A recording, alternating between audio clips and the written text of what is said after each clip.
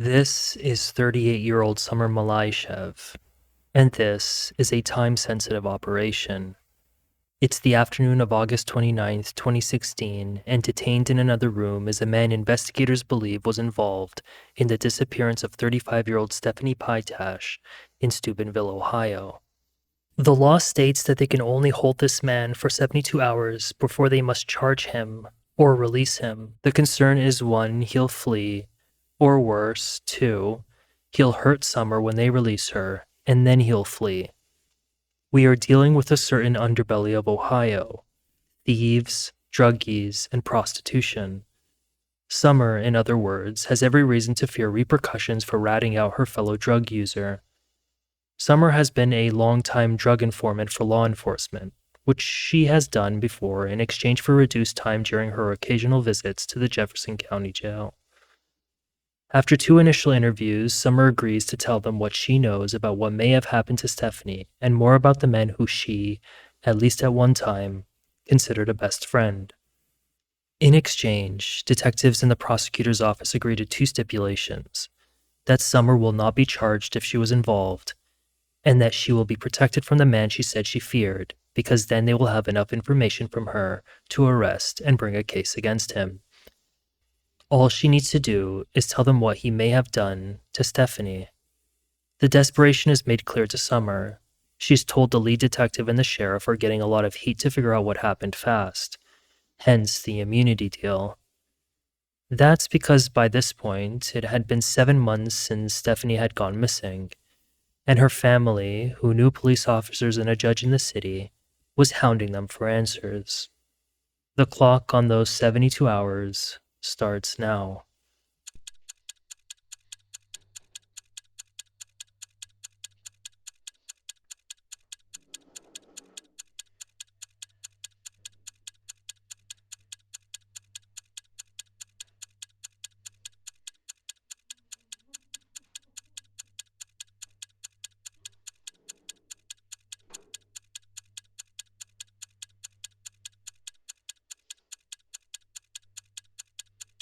Kept calling his name, kept calling his name, kept calling his name.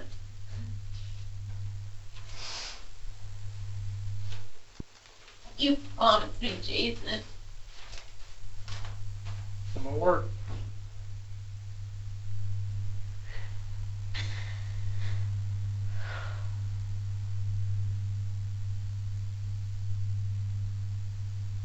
Stephanie kept calling his phone.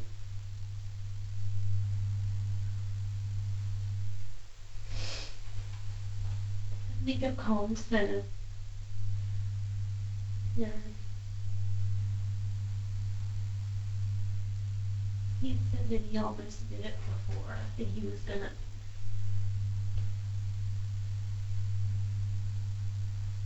That he thought about killing her at his mom's house one day. And I said, why would you do that?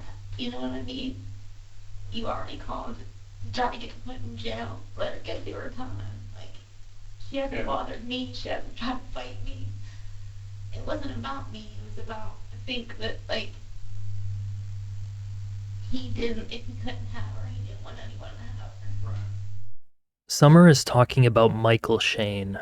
The 49-year-old had been Stephanie Pytash's longtime boyfriend some time before her murder, but they were considered on and off. That's until Christmas Eve in December 2015. Summer was invited over to the house of Judy, Michael's mom.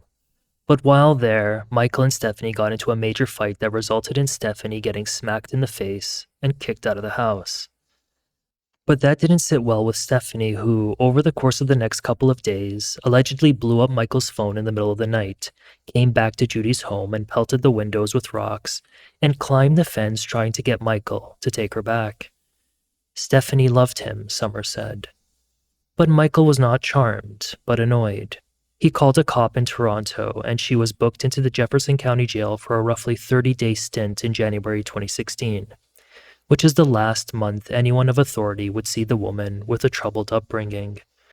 Born in August 1980 and the first of 3 girls, Stephanie was adopted by Thomas Pytash when she was just 5. The photo you see here is the only one I could obtain, and that came from the state. Perhaps that's the case because Stephanie lived on the fringes of society. She had been a sex worker and was addicted to drugs, specifically heroin. As her mother Susan tells it, the 35-year-old mother of two fell into a downward spiral that started with drugs in her sophomore year of high school in Ohio. Because of this, her family moved her to Toronto, Ohio, but she never graduated high school. By January 2016, Stephanie and Susan had a rocky relationship. Susan said her daughter was stealing from her and wasn't close to quitting the dope, so she kicked her daughter out of the house.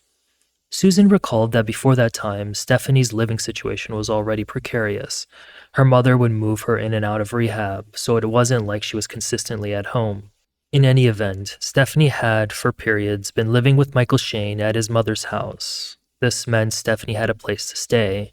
If not at her mom's, then at Michael's mom's, and if not that, it appeared then at the Jefferson County Jail, where she had previously been booked on charges including theft.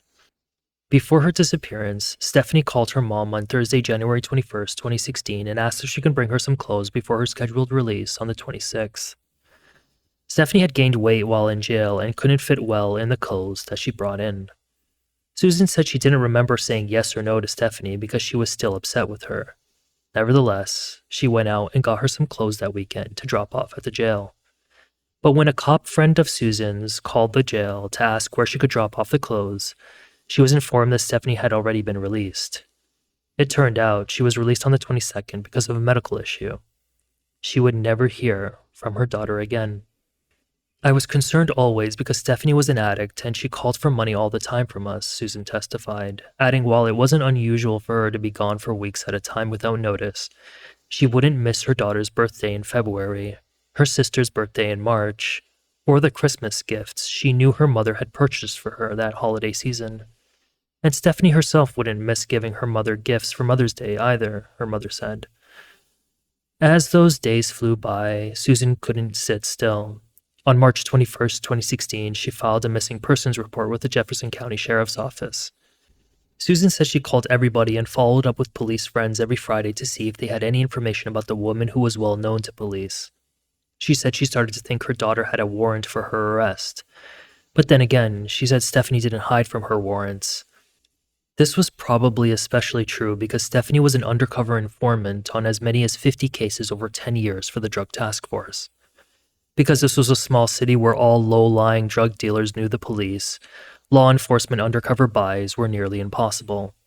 So they used Stephanie's knowledge and insider access to nab some of the streets most wanted. For that, Stephanie was given various forms of compensation, including money, reduced time in jail, or a dropped charge. The rationale was that Stephanie was a small fry in a sea of much bigger fish, so it was a necessary evil. So it was probably no big deal for Stephanie to serve out another couple of weeks in January. Besides, it appeared her efforts bore fruit at the end. According to jail visitation records, Michael came by for a visit on January 7th, even though he lists her as just a friend on the ledger. I'm so scared because he would punch my ticket. He punched your ticket. He would punch my ticket. Was there some back page ad that he was mad about? Yeah, she posted on Backpage. And I pissed him off.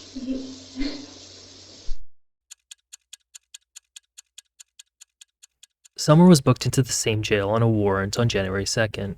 She said she had seen Stephanie in the hall and the two talked about things. Summer and Stephanie were friends going back many years. They were so close that they were called cuddle buddies because they would snuggle with each other at the jail. In fact, Summer said she would always accommodate Stephanie whenever Michael kicked her out of his mom's house because Stephanie would do the exact same thing for Summer. At the time, Summer was also a drug-addicted sex worker who had been living for a couple of years with her sugar daddy named David at 427 County Road 42. Summer would invite Michael and Stephanie over to David's place whenever he left for long-haul trucking trips. It was at David's place where Detective Jason Hanlon asked Summer to come down to the police station to answer some questions on August 29th, 7 months since Stephanie was last seen by her friends and authorities. Prior to August, detectives had a single lead in the investigation: Stephanie's food stamp card. Because this was a missing persons case, they hoped that they could just follow where the card was being used and find Stephanie. The Ohio Investigative Unit, the agency that deals with welfare fraud, would give the detectives a call every time the card was used. This was a method since the start of the investigation. Instead of finding Stephanie, detectives would find and interview people in the Steubenville and Columbus areas who used the card. None were named Stephanie. This wasn't a suspicious circumstance. Drug-addicted people are known to trade their food stamp cards for drugs. They hoped to catch Stephanie in the car of the food stamp user, or at least see her on surveillance tape, but that was a dead end. And that was unfortunate, because that was the only thing they could track, since Stephanie didn't have a credit card, a cell phone, or family friends. By May 2016, Judge Joseph Braziz, a family friend of the Pytashes, had asked that detectives speak with the family about the state of the investigation. Authorities were starting to feel the heat. The frustrated Pytash family was informed by detectives that they had run into the same obstacles we've already outlined, that Stephanie just wasn't that connected to where they could trace her. But they assured the family that they would be kept abreast of the investigation. Over the summer, detectives had poked at some rumors they were hearing on a daily and weekly basis from other individuals in the family, but nothing came of them. That was until August 28th. Detective Hanlon is off duty this Sunday afternoon when Susan Pytash rings him up about yet another rumor. It came from Stephanie's grandmother, who worked at a Knoxville carryout owned by the Pytash family. The grandmother had heard the rumor herself from a sex worker named Tara, who had just left the Jefferson County jail. Detective Hanlon listens intently as Susan tells him that Tara said she had overheard a conversation in the jail about Stephanie's murder. This is the first time it is raised that Stephanie may, in fact, have been dead for months. The next day, on his way to work in Steubenville, Detective Hanlon stops by David's home at 427 County Road 42 at 9:30 a.m. He knocks on the door and out steps a groggy Summer, who clearly just woke up. The detective and Summer know each other, of course, because Summer has done undercover work for him. They greet each other like old pals would, and then he asks her if she could answer some questions about Stephanie back at the sheriff's office. Summer agrees, but the detective tells her he has to go to the Steubenville Municipal Court to attend to a matter at 10 a.m. first. He tells her he'll text her when he's coming by to pick her up, and she gives him her phone number.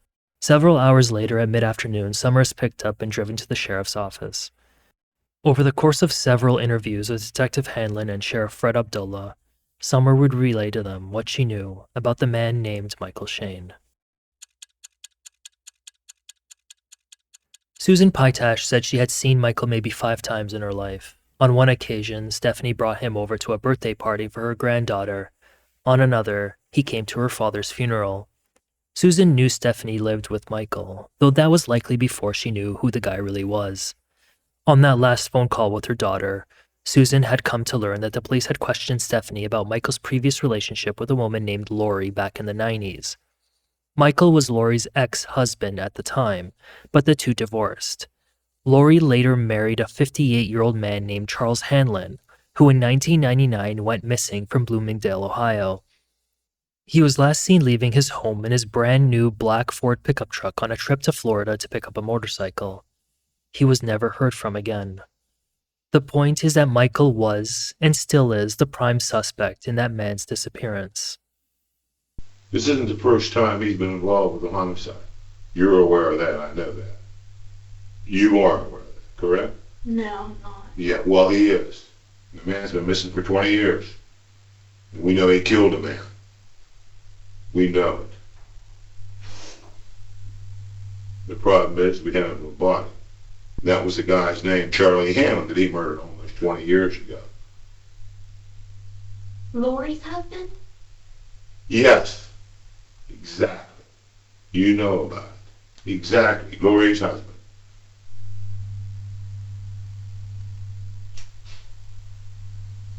You act like that's a shock to you. I'm sure you're aware of that. I'm sure you know about what he was involved with. I didn't know Michael then. Well, no, but you knew. He had to tell you. Maybe he didn't tell you. He had to tell you about he's suspect in that murder. He never told me he was suspect in the murder. He told you about the guy being missing. He said that he was missing. He said that him and that they had gotten to a fight one time Lori had started some shit with their son Anthony or something like that, and he fist fought him. Summer recalled that Lori had allegedly started a fight with Michael's son Anthony, which bubbled into Michael getting into a fist fight with Charles. But she said she had no idea he was a suspect in the man's murder. She said she was told by Michael that Charles just up and left after. Like in the Charles Hanlon case, there was at that point no body in Stephanie's, if it is to be believed that she had in fact been murdered. Meanwhile, investigators and forensics teams combed through David's home in search of human remains. They took photos of the home and located a spot in the backyard where it appeared a fire pit was made. But because it was evening and there wasn't a lot of light out, they postponed bringing out a cadaver dog and any excavation of the site until the next day. Back at the sheriff's department, more would come out about Michael, who turned out to be quite the ladies' man, if you exclude his alleged record of beating women. Summer said Michael messed with a lot of girls in her prostitution circle. Her friend Annie Clark, who had dated Michael previously, feared him. There was an incident when police found paraphernalia in a bag in Michael's car, and Annie alleged that it was Stephanie's bag. Annie said Michael was pissed that she would accuse his girlfriend of that and threatened to hit her. Summer also accused Michael of hitting her. Stephanie's experience was no different. Michael's problems with Stephanie extended beyond his mother Judy kicking her out for allegedly stealing from her, despite Judy paying for Stephanie's dentures. Stephanie had a really bad drug habit, and Michael wanted her to quit heroin because he hated junkies. The problem is that addicts get dope sick without a hit. Michael had also expressed frustration with Stephanie always annoying him with texts, phone calls, and visits when he didn't want to see her. But it appeared whatever wedge got between them, Michael and Stephanie always found their way back to each other. It's like they got withdrawal symptoms when they weren't seeing each other. With the understanding that Michael allegedly beat and threatened the women in her circle, Detective Hanlon and Sheriff Abdullah were operating on the assumption that Summer may have been apprehensive about ratting Michael out, considering the fear she claimed to have for him, his violent streak, him being a suspect in another murder case, and his attitude toward drug-addicted sex workers. She appeared hesitant to come forward in her first 2 interviews, but that would change. After the second interview, Sheriff Abdullah, Detective Hanlon, and the prosecutor's office got together and agreed to offer Summer immunity and protection in exchange for her telling everything she knows about what happened to Stephanie. Despite the apparent fear, she accepted the offer. According to Summer, Michael was upset that Stephanie had an ad in Backpage, a now defunct website that allowed people to advertise prostitution. Beside not wanting to be with a junkie, Michael was apparently irritated by the fact that Stephanie was seeing other men, even if it was just to make money. It is believed that it occurred around 4 a.m. on January 26, roughly 5 days after Stephanie was released from the Jefferson County jail. Michael was at Summer's place, which was David's house, but David was gone for a couple of days for his trucking job. They had initially been staying at David's mom's place, but they were kicked out. Summer recalls he was getting irritated again that Stephanie kept messaging him, blowing up his phone, and questioning his love for her. He told Summer he was going to go see her, perhaps to settle this. It appeared like this was just another off period in this chronically on and off relationship. But this time, Michael was, once and for all, done with Stephanie's antics. After all, Summer said he previously talked about killing her. Sometime later, Summer said she was dozing off in her room when she heard arguing in the hallway of the home. She said she heard Stephanie walk down the hallway and enter the bathroom as Michael berated her. Summer said she moved toward the living room. When Stephanie exited the bathroom, Michael punched her and then grabbed her head and bashed it against the doorway. Stephanie wasn't crying, but looked stunned and confused, Summer said. Michael then wrapped his arm around her neck in a rear choke and pulled her back, bringing her down to the floor. At first she was laying face down, but he flipped her over and started choking her with his bare hands, Summer said. She said she saw Stephanie turn blue and pee herself. Then Michael started ordering her around, warning her that she would be next. Michael quickly built a makeshift sled and rolled Stephanie on it. But because Stephanie had gained weight while in jail, he ordered Summer to help him move her into a flower bed in the basement. Summer said she was then forced to mop up Stephanie's urine. For the next 4 days, as Stephanie's body lay in the basement, Michael contemplated what to do with her as Summer looked on in apparent fear. There was talk of dumping her in the river, but it was eventually settled that he would make a fire pit near the base of a decline in the yard on David's property and burn her body in it. They needed to move quickly before David returned home. Stephanie's ashes were then dumped into a bucket, which was then poured into garbage bags, which Summer said Michael forced her to carry. While Summer in that moment was carrying the ashes of her friend, she also had been carrying the weight of other tragedies in her life. About a month prior to her interview, she said the father of her 3 daughters killed himself. At the time, her daughters were in the care of relatives. Prior to that, she said her brother died of an overdose, and her mother had also passed away.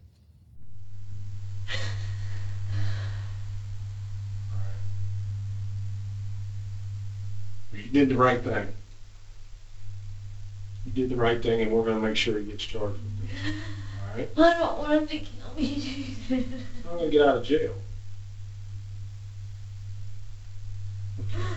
Take a breath. Think hard.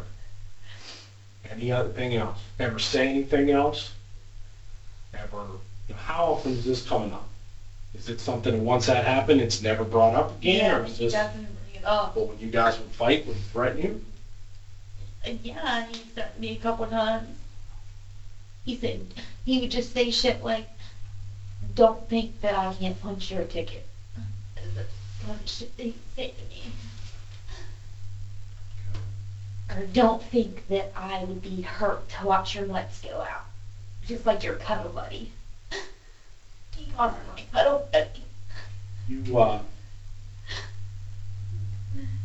You live there with the truck driver guy. He's been real cooperative, so I don't assume that he's going to have any issues with us searching around. But you don't either, right? No, not. You No. want us to go there and find that evidence, Yes, right? I do. Okay. We take you out there. Will you show the crime scene agent exactly where she hit that wall? Yes, And you'll show us exactly where the fire pit is? yes.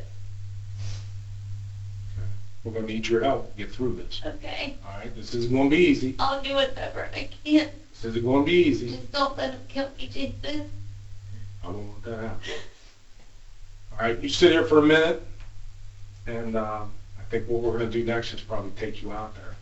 Okay. You're going to have to take a deep breath, and you're going to have to show us exactly what happened, Okay. step by step, place by place. Okay. All right? Okay.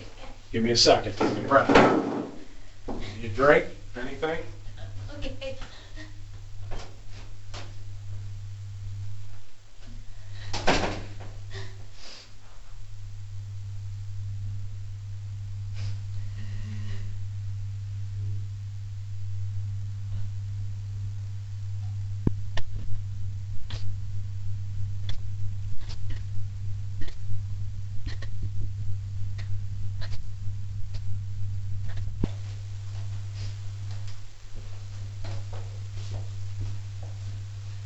You did the right thing.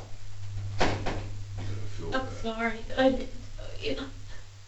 That's all right. I knew you did. I knew, but you did the right thing. God bless you for that. And finally now, Steph's gonna rest in peace. See, I She was really concerned. was my See, I was friend. concerned about you. I told him, if you go out there, you're next. And I think I touched on that when I talked to you. He probably scared you, threatened you, and that's exactly what the hell he did. He's no good. You out of cigarettes? I still have a couple. I didn't have a lighter. The rest of that. Good job. Thank you very much. Yeah.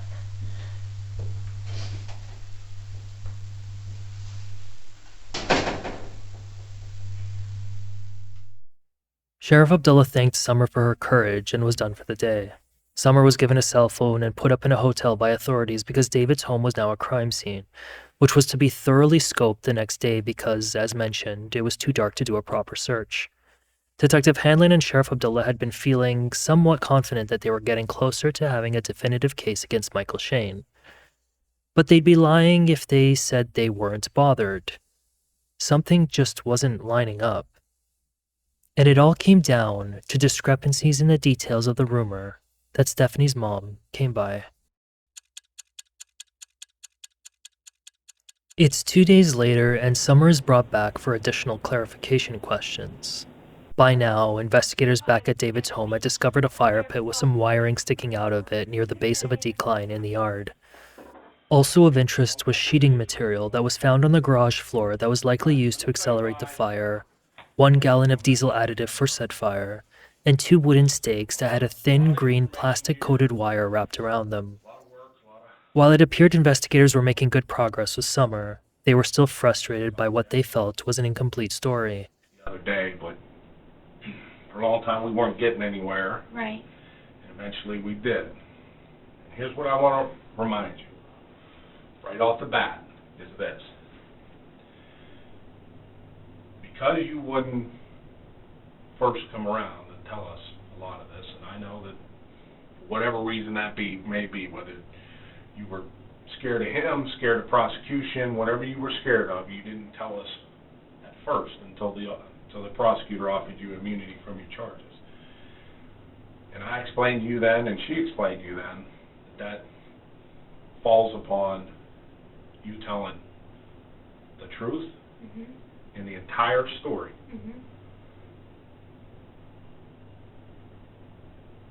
And I'm hoping that you're doing that.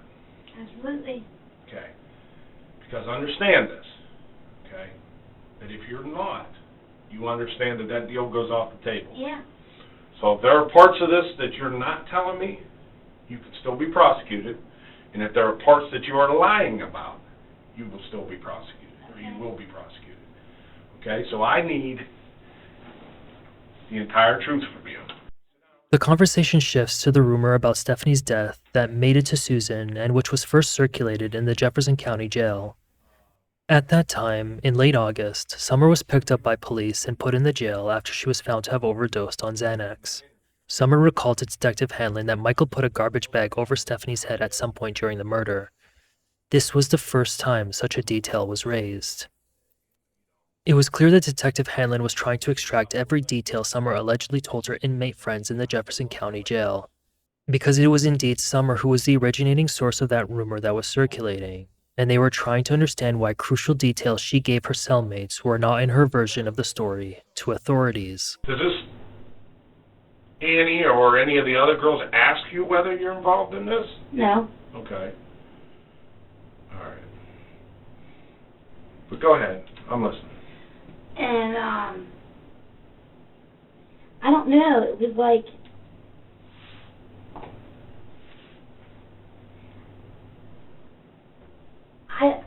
I told Annie that, I mean, I guess I don't even, like, really remember. It was like, I was, like, finally, like, I don't know if it was because I was in jail and, like, I knew he couldn't get to me right then or something, Right, but it was right. like, I've been carrying this for a long time, Jason. It's been eating at my conscience, at my Sure soul. it has. Sure it has. And I just had to get it out. Okay. And I know that might not have been the time or the place, but I couldn't hold it no more. All right.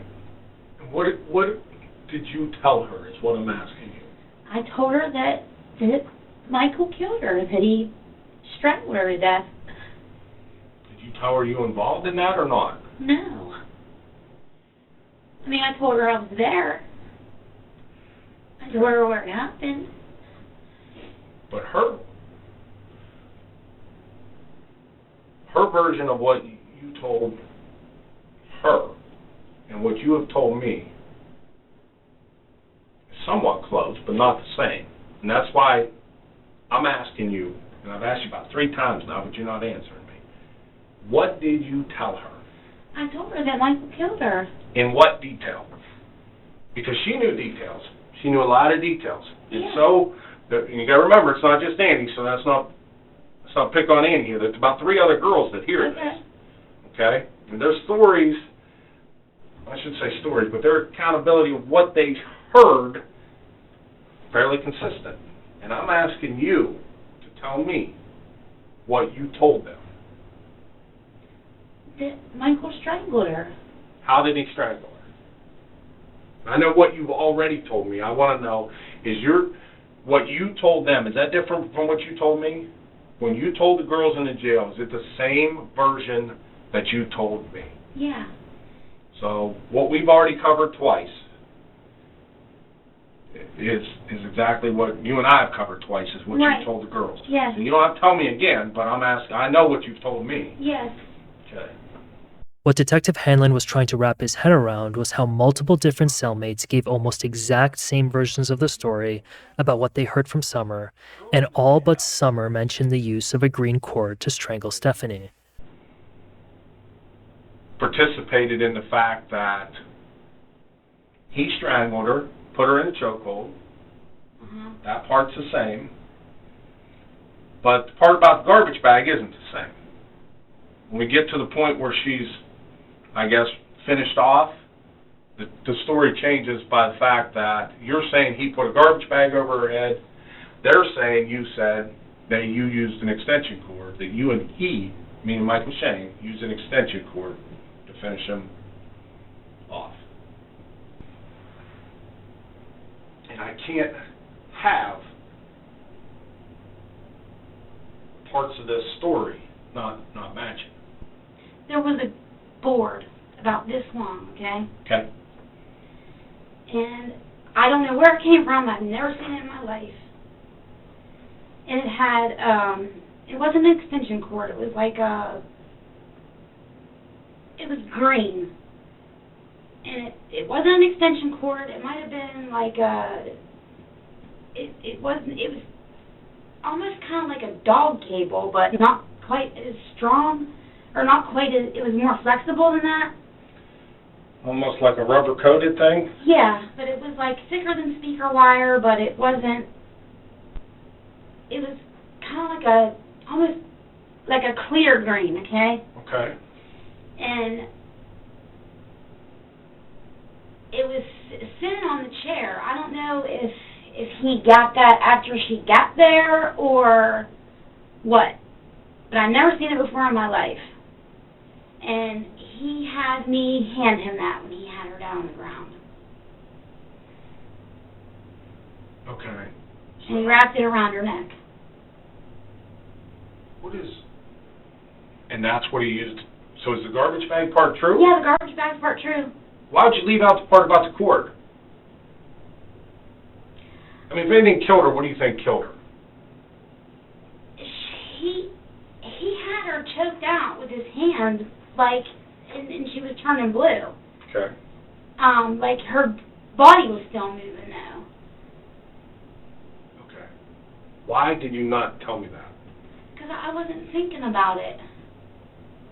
Do you remember the garbage bag? Yeah, I remember the garbage bag Okay. because it was... You remember the garbage bag because you told me that's what he did. Yeah. And you remember the part about him putting her in a headlock or a chokehold because that's what he did. Okay, but when we get to the parts where you're handing him something to put around her neck, you're not telling me about it. You understand? Yeah. I need every bit of this truth, and I need it in this room right now. I'm telling you right now. Can't help you if you don't help yourself. I understand that. Where's that cord now? It was, he left it on her and he burned it on her. He burned it on her? He left it on her and All right. it was sitting on a chair and I handed it to him. Did he ask you for it? Yeah. So let me get this in the right order. Okay. Pushes her against the wall. Mhm. Puts her in a chokehold. Mhm. She turns blue.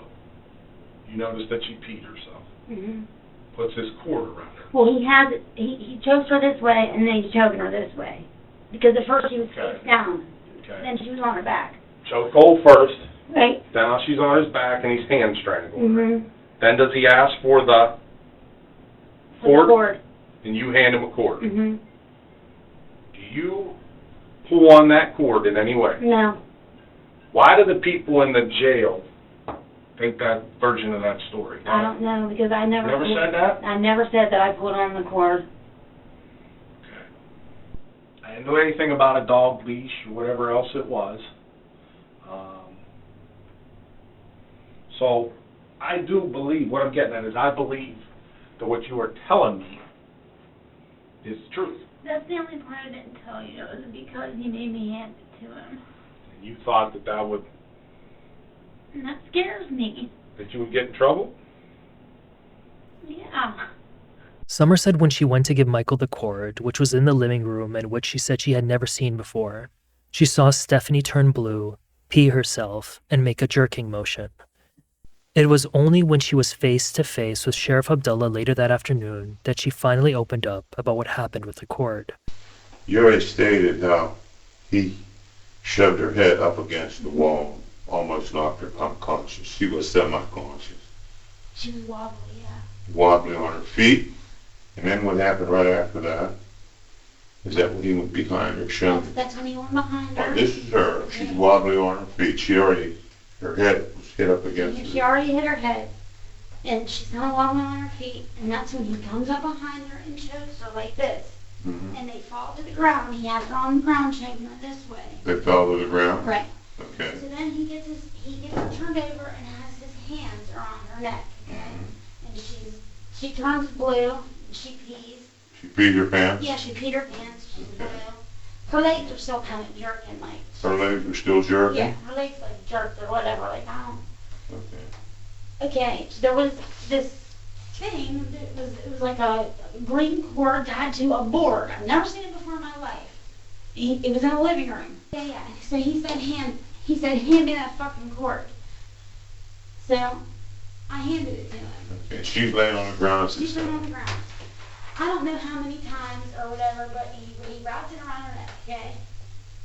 Okay. And like I said, she's already blue and she peed. And I don't know for sure how it was, how he was pulling it. If it was like this or like this. But he's pulling on one end? He has them both. And he said, grab this cord, bitch, because I'm going to make sure you can never tell on me, because you'll be telling on yourself. I grabbed it like this, and I dropped it. And he put the garbage bag around her neck. Like I said, she was already You grabbed it, you pulled on it for a short while? No, I picked it. He was pulling on one side. I grabbed it like that and dropped it. She was already blue and peed. She was most likely already dead. If you grabbed it and pulled it, I want to know. If you pulled it just a little bit, I want to know. Because most likely she was already dead. I picked it up and dropped it. Picked it up and dropped it. I threw up in my mouth. Like, Pardon? I threw up in my mouth. Like,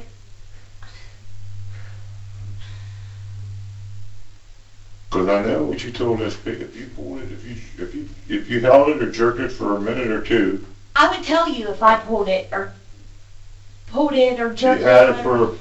I picked it up like this and dropped it. All right, pick it up. Now when you had it, is he pulling on it? Did his body move when he pulled it? Or is he held it down? He was straddled on top of her. So her body couldn't move because he was completely on top of her whole entire body. His body was on top of hers. Summer would maintain that she only held the cord for a couple of seconds and that, even though she did, Stephanie was already dead because she was blue and she had peed herself. Because Summer was never really upfront about the whole truth, the sheriff needed to ask again whether there was anything else in this story. All right, now, Detective Hamlin talked to you several times already. Is there anything else? There is nothing else. See, and the reason I'm asking because it seems like when Jason hears new information, he has to come to you. It's like pulling teeth, and you finally admit to something different the whole time. It's time to make this the last interview with you. This is the last interview. That is the very last detail. There's nothing else I can say. Except it wasn't everything. Summer had told them in the early hours of her series of interviews that Michael was a private person. She told Detective Hanlon that Michael is like very, very private because he says there's not any way you can get in trouble for something if you don't have someone who can tell on you. If that was Michael's operating philosophy, then why in the world, they thought, would he bring Stephanie back to David's house?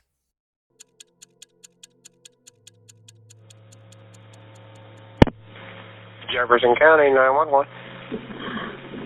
my. I'm sorry. I was trying to... This is the number that the internet gave me for Wintersville Court. Well, the internet lied to you.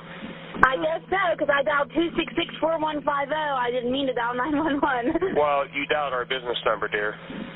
Okay. When you say Wintersville Court, are you talking District 2? Are you talking the village? What are you talking? District 2, where the adult probation officer is. Well, let's see here. I might be able to give you a number to District 2. Okay. And then after that, you're on your own. All right. That was Summer trying to get a hold of a probation officer at what sounded like the Wintersville County Court in Jefferson County. It appears innocuous, until you realize that the call is not for her probation officer, but Stephanie's. It was January 25th, a few days after Stephanie was released from the Jefferson County Jail, when Summer attempted to get into contact with a man named Terry Stuck, who was Stephanie's probation officer out of West Virginia. During her interviews, Summer spoke about Michael's incessant need to get Stephanie put away on an outstanding warrant she allegedly had out of that state. But so did Summer, according to text records we have. "Hi Vince, how are you?" Summer texts Vince Guerrera, who was at the time a prosecuting attorney in Weirton Municipal Court in West Virginia. It was the afternoon of January 21st, the day Stephanie called her mother from jail to get new clothes. "I'm wondering if you might be able to help me out with the situation, or maybe direct me to who I could talk to possibly," Summer continued. "It's not me, I didn't get in trouble, but this chick has been kind of bothering me. She is in jail in Steubenville right now, but she got a Rule 35 about 2 years ago with 3 years paper," Summer said, with the chick being Stephanie, and a Rule 35 meaning probation. "She only checked in the day she got out. Terry Stuck is her parole officer, and she caught at least 5 to 6 new charges in Ohio, but West Virginia never violated her. Does that even sound right? She is a piece of work for real, and she has robbed my friend because she's on drugs and has been trying to cause problems for me. I can't say for sure, but I think she broke in my house. I just want to know who I can talk to about why she can keep breaking the law and have no consequences." Despite what Summer had been saying about her so-called cuddle buddy, it appeared she harbored at least some resentment toward her.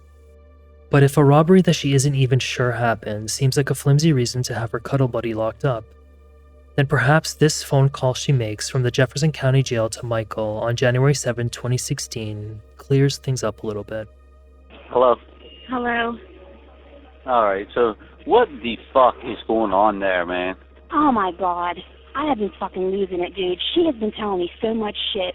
She keeps telling me that she keeps talking to you. This is the Look, most of the time I wouldn't accept her calls. The only times I really ever accepted her call, especially at first, was because I thought it was you calling me. Because you said you were going to call me, and I knew that the PIN numbers were fucked up down there, okay? So I figured you had to use that cunt's PIN to call me, okay? And I would tell her, don't fucking call me, bitch. We don't have nothing to talk about. I don't give a fuck. La, la, la, la, la. I'm sorry, Michael. No. Now, listen, today I came to visit you, and I told her that straight up. She was like, thanks for coming to visit me. I said, hey, motherfucker, I didn't come here to see you. I came to see Summer, but I was on her list. So since I was here, I figured, what the fuck? But really, I knew better. I should have just walked the fuck out, okay? But I was going to ask, I wanted to ask her what was going on with you and da-da-da-da-da. But, you know, all I heard the whole time was the whole, I'm getting clean, I'm going to stay clean. If I stay clean, will we have a chance, blah, blah, blah, blah, blah. You know, of course, all about her fucking. Michael, I don't want you to be with her. I don't care if you're not with me, but you cannot be with her. You already know where that road's going to go. Yeah, I know where it's probably going to go. Okay, now look, and with us, okay? I'm not saying I don't want to be with you. I mean, we're together, okay? But look, it just caught me by surprise, Summer, to be honest with you, okay? I never, had an inkling that was how you felt, that you wanted to be with me, and you know what I mean? Because I don't know, and so then at times, you know what I mean? I'm not, that it's not a bad thing or whatever, but then I think, is that just because you don't want to be where you're at? Or, you know what I mean? I don't know. No, it's not. I've been and let's face it, I mean, not to be an asshole, but I'm not the typical color that you like anymore, okay? Okay, first of all,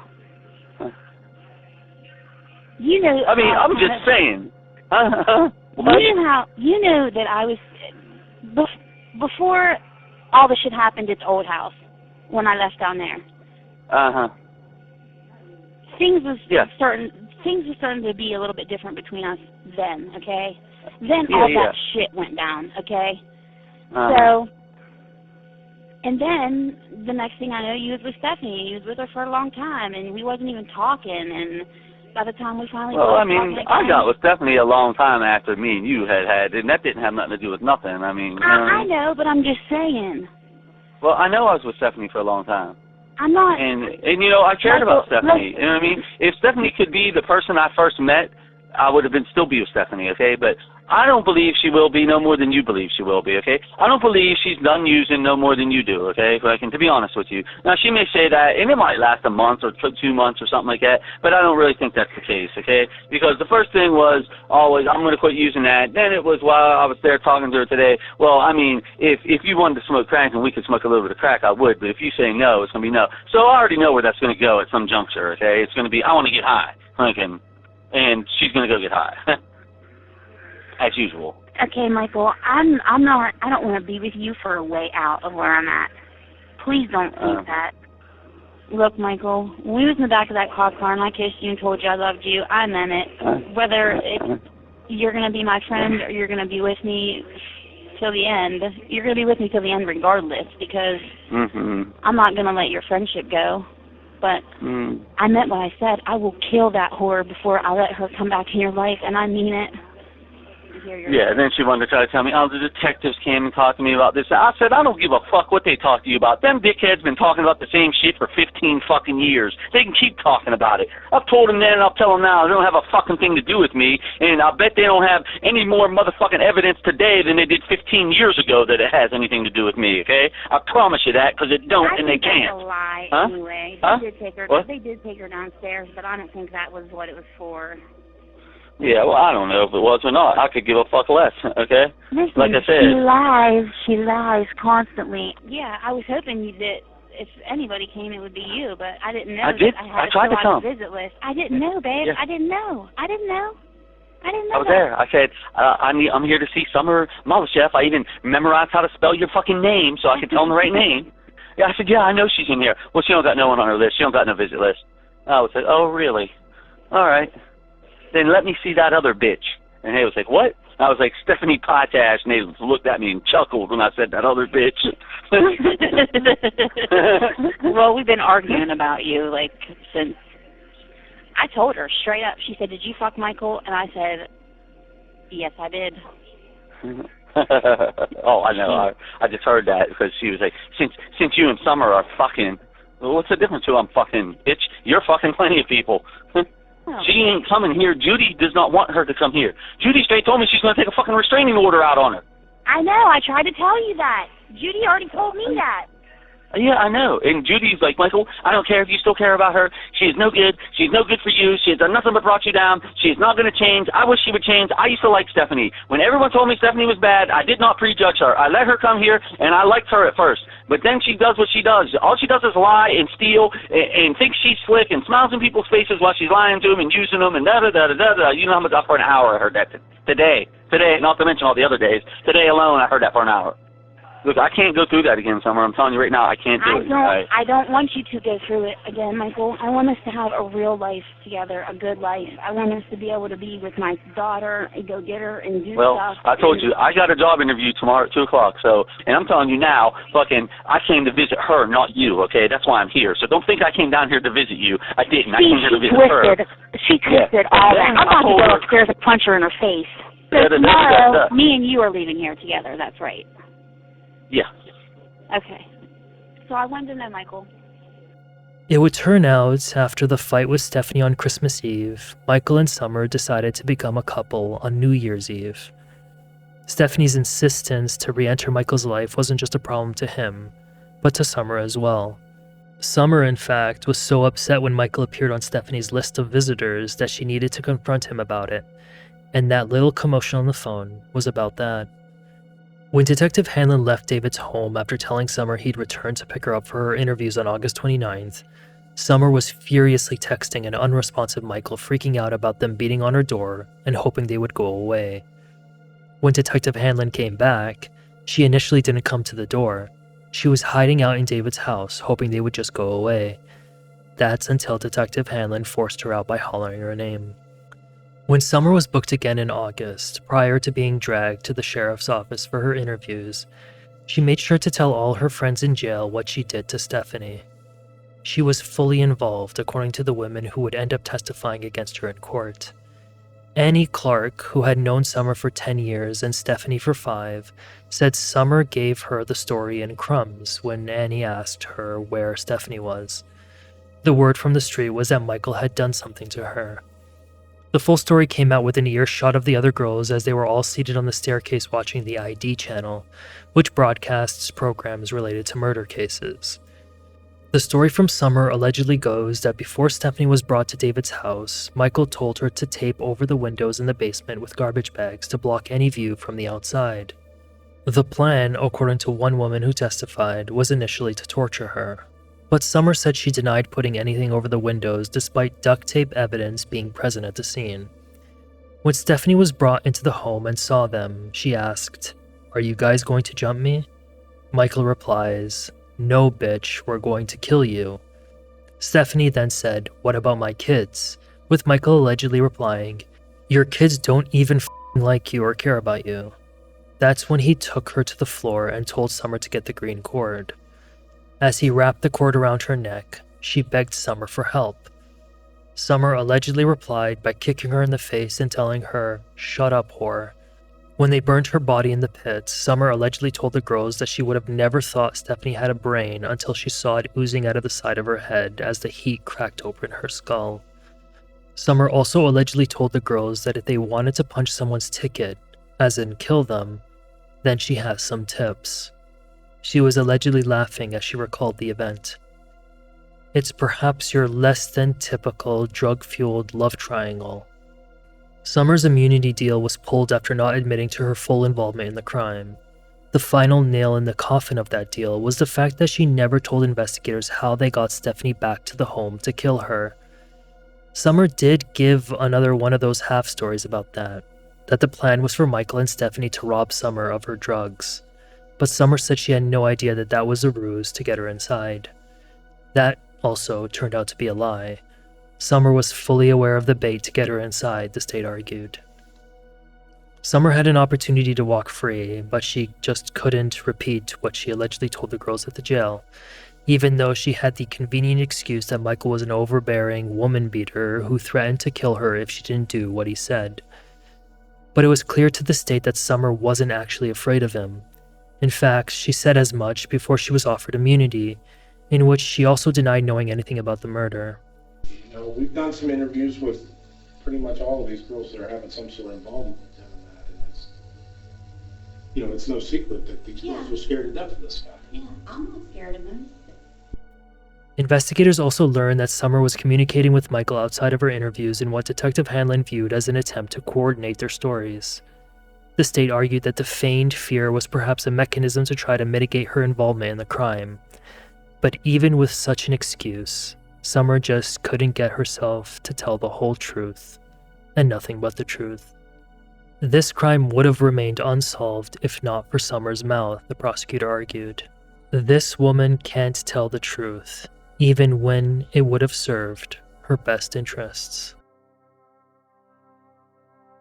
Summer was given another opportunity to avoid trial. The prosecution offered her a plea deal that would have replaced the aggravated murder and murder charges she was facing with voluntary manslaughter. Adding the tampering with evidence and abuse of corpse charges, she was looking at 15 years. 1-5. She rejected the deal and instead pleaded not guilty because she was insane. But the court determined she was competent after a professional evaluation. So the case went to trial in October 2017. Summer's overarching defense against aggravated murder was that there was no proof that Stephanie was still alive when Summer allegedly pulled on the cord. Her team argued, as Summer told investigators, that Stephanie was already dead because she was blue and peed herself by the time she gave Michael the cord. On the murder, tampering with evidence, and abuse of corpse charges, Summer's team introduced an affirmative defense, meaning it would argue for evidence that would diminish her responsibility in the crime. In this case, the defense argued that Summer acted under duress because she was scared of Michael. To do what Michael told her to do was to preserve her life, they said. To poke holes in the state's case, the defense also argued that there was no DNA, no blood, and that forensics testing failed to show the bones found at the fire pit belonged specifically to Stephanie. Stephanie's body was burnt so badly that there were only fragments of bone that couldn't be linked to a specific human, with one bone that actually excluded Stephanie, according to the conclusions of an anthropologist from an FBI lab in Virginia. No body, no evidence was a phrase Summer allegedly kept repeating to her inmates in the Jefferson County jail.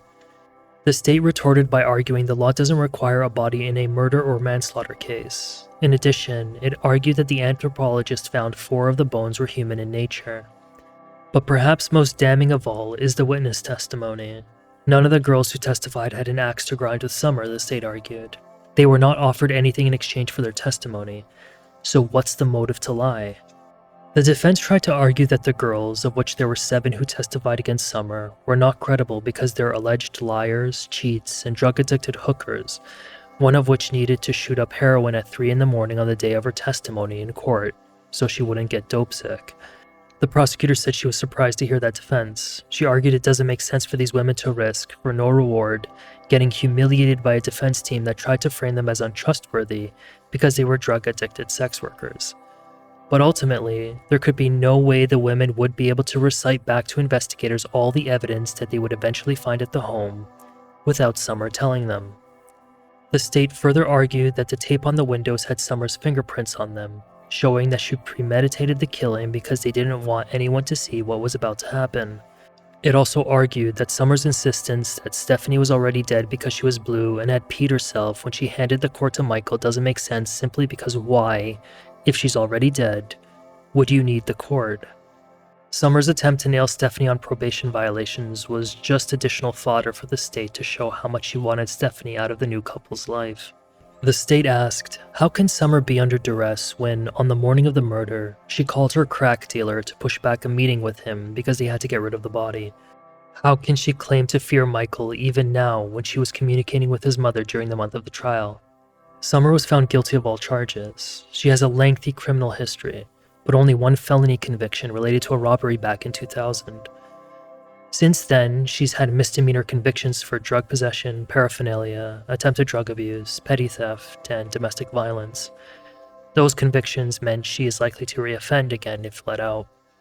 In any event, the prosecution and the defense agreed on giving her life with the possibility of parole after 25 years. And that's exactly what she got.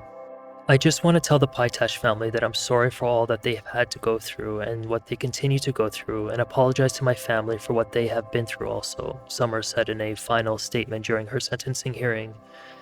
That is all, Your Honor. Summer appealed the conviction, but it was upheld. Michael's fate came 3 days after Summer's trial, and he wasn't going to go through that rigmarole. He pled guilty to voluntary manslaughter, kidnapping, tampering with evidence, and abuse of a corpse. He got 20 years.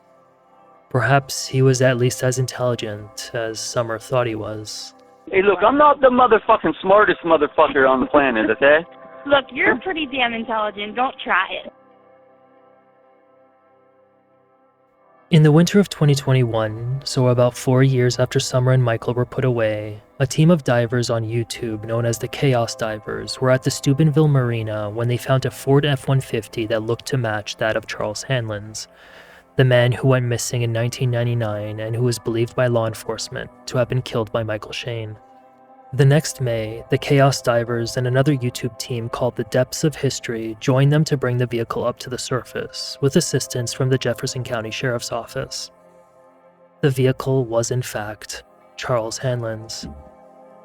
While they still have yet to find Charles, the discovery is said to have given Charles' family some peace about there being some progress in the case, according to the Herald-Star newspaper. Sheriff Fred Abdullah's father was a sheriff when Charles disappeared. The current sheriff told the Herald-Star that the case had a particular meaning to Fred Sr., who died the year the car was pulled from the marina. I don't want to always be talking about my father as sheriff, but have to say he never gave up on this case, Fred Jr. said, according to the paper. I remember him losing sleep, working this case whenever he was here, in the garden, driving his car. He was continually trying to solve this case. He wanted to solve it so bad. Had things not worked out the way they did with Chaos coming here when they did, him beginning a relationship with them, that may not have happened yesterday. And if I wouldn't have known from listening to my father what he told me after meeting with Chaos, how he felt about those individuals, and how important their work was, and how impressed he was by them, I might not have said, hey, let's bring them back. To me, honestly, this was my dad guiding us. Perhaps the Hanlon case was in the back of the sheriff's head when the clock was ticking to nab Stephanie Pytash's killer. Or rather, killers.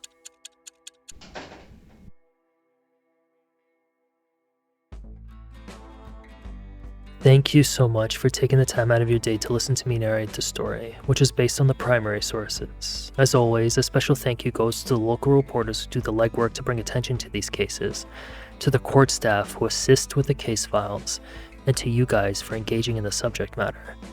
I hope everything is well, you are engaging in acts of charity, and don't be Michael or Summer.